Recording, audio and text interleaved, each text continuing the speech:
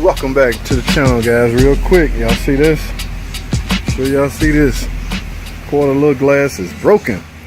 Stolen recovery. I guess somebody tried to steal it. The only way to get in is bust this glass out, then pick up on the lock, which will only allow you to open the door. You still have no way to start it. So that's why I understand why thieves do stuff like this. Now here's the part that I've received. Okay, looks like you have to replace the whole weather strip complete assembly that comes with the glass. Alright, so guys, we're gonna figure this out as we go, but looks like one bolt holds it right there. Like I say, I'm not sure why a thief would, unless it's something very valuable inside of here. Why bother breaking a car that you can't start and drive? Okay, because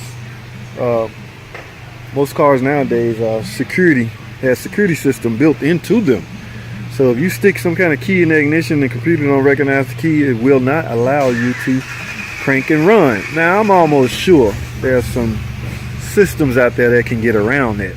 Okay, and I'm also sure that that system is extremely expensive and likely illegal. So if anybody have that capability to do that, I would suspect that they would be under the watchful eye, because basically you could steal cars, man. That's what they're trying to prevent. But thief broke in here, opened the door, got in, and was sitting in the seat wondering, now what? What do you mean now what? Again, you can't steal this car, you can't start it. So I don't get it. I don't understand. Do we need to educate our thieves, or do we need to lock them up? Okay, that is a typical debate one could have. I don't know. I don't get it. I do not understand. Why would you take a risk?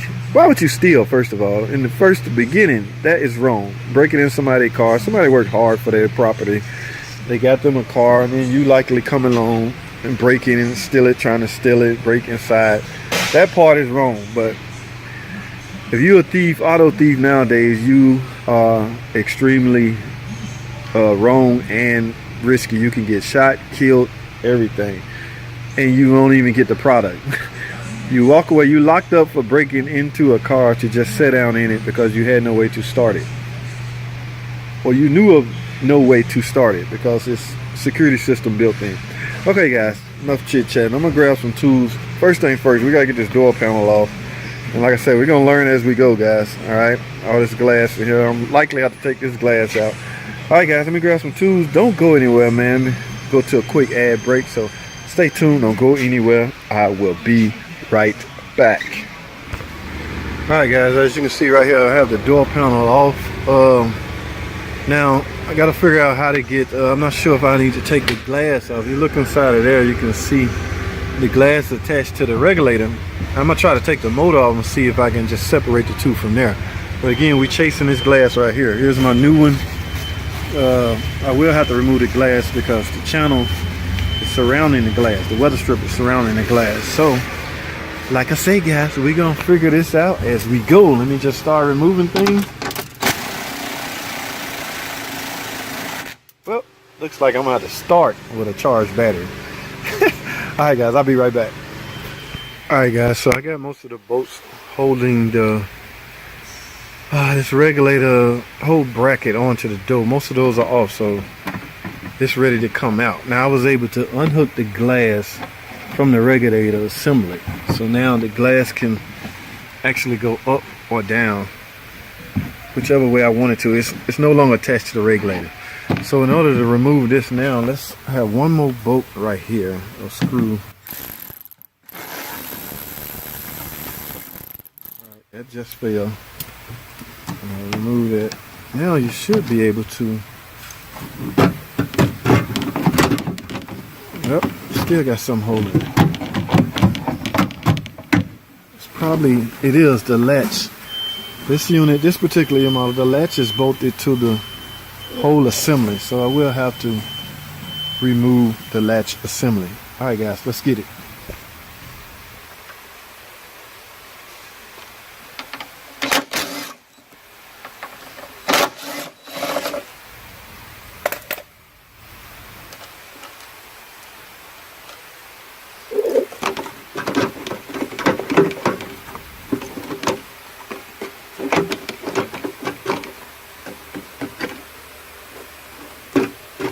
Alright guys, so basically the glass is inside the door. It actually just fell inside the door, which is a good thing. I'm now off of the channels, so I can merely take this out now. The whole point of me removing this was to get the glass off of the channel. Alright, let's get this boat out and let's see where we're at after that. Let's get it.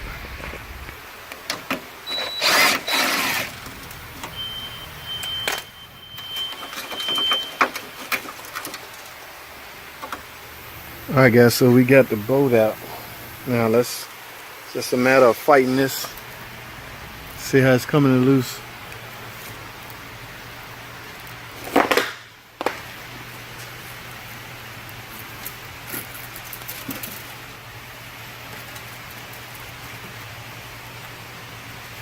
The glass is no longer in the channel, so that makes the channel easier to get out.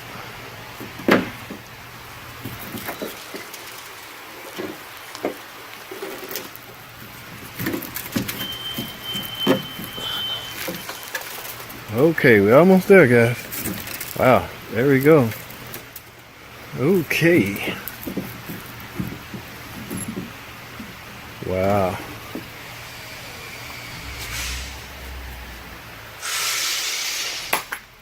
There you have it. I guess it's the quarter glass. Okay guys, you gotta be careful with that glass. You don't want that glass all in your skin and stuff. It could get in your pores and wreak some havoc. So I had to go get some gloves. Of course, that was a smart thing to do. Now I gotta grab a vacuum cleaner and clean out as much glass as I can. Like I say, here's my new one. All you're doing is reversing the removal, but I would go in, I would use silicone spray lube to lube up the weather strip so it would go on easier. Alright, so that's pretty much it, guys. Put the weather strip back the way it came, lock up all your channels and your bolts. You're pretty much done at that point. So, but I don't want to hold y'all because I have to go hunt down a vacuum cleaner. I cannot put this in like this and try to get all the glass out of the inside. But that is how you replace a quarter glass on a, what is this, a Dodge Charger? Pretty much any car, they're going to be bolted the same way. The theory going to be the same, okay guys? So always keep in mind, or always be aware of the theory is pretty much the same from car to car to car. Now the procedure may differ, but the thinking and the theory is pretty similar, all right?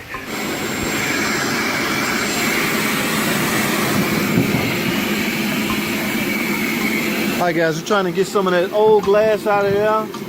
It is hard because this glass is trapped into small crevices, but we're going to get as much as we can.